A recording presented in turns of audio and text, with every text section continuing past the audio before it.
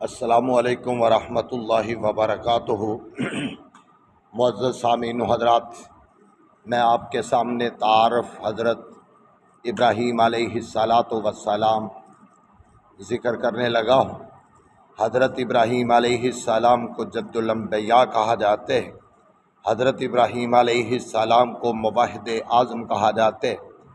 حضرت ابراہیم علیہ السلام کو ابو الانبیاء کہا جاتے ہیں۔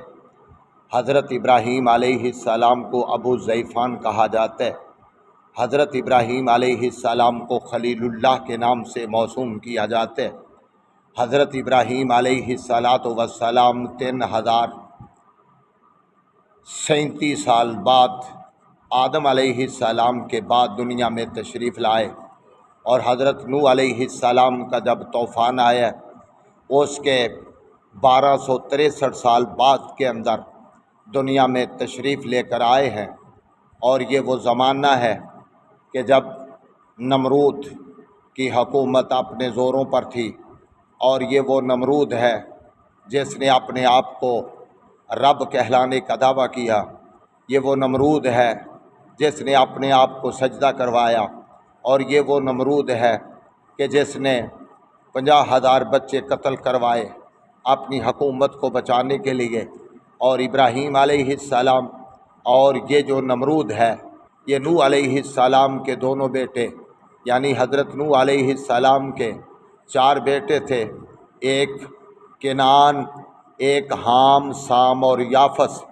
اور یہ سام کی لڑی سے حضرت ابراہیم علیہ السلام اور کنعان کی لڑی سے یہ نمرود ہے۔